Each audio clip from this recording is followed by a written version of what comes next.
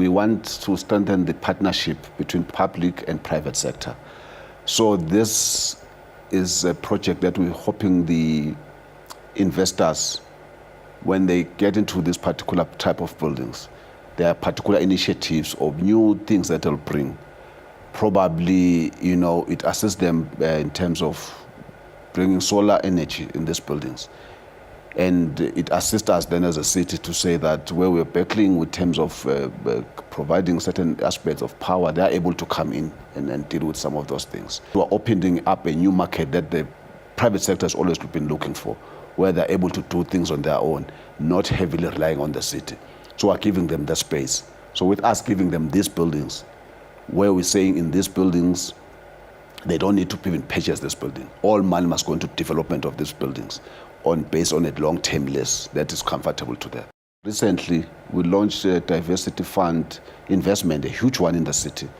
And what part of that development that is coming, which comes from Maboneng, Jewel City, all the way to the Absa Towers, it's going to change some of the buildings to be green compliant. And this clearly demonstrates that this initiative is bringing a lot of green buildings.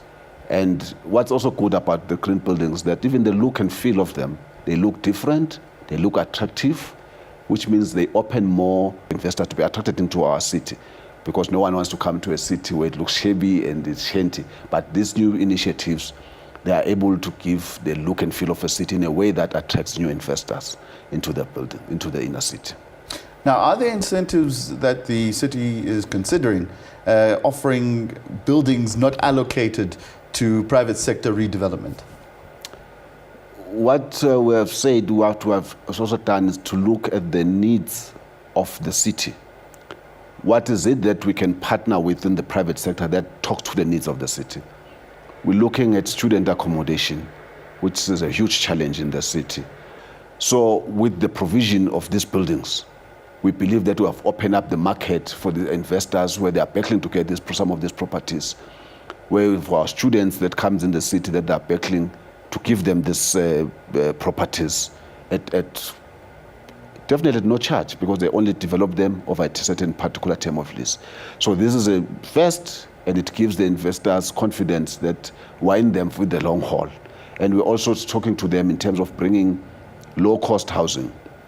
And we have assisted them in terms of bringing other policies that will make them like your inclusionary housing policy, which says when you do these buildings, if you do them at the standard of these certain properties, you give a portion of low affordable cost accommodation in those properties.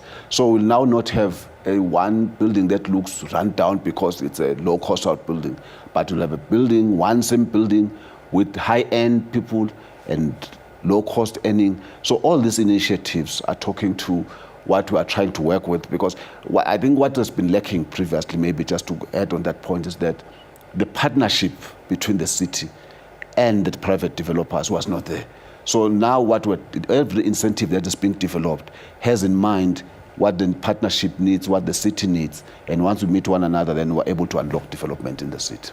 Let's talk about bylaws and the enforcement of that. How does the city plan to handle this moving forward? That's one passion of mine, enforcement of bylaws.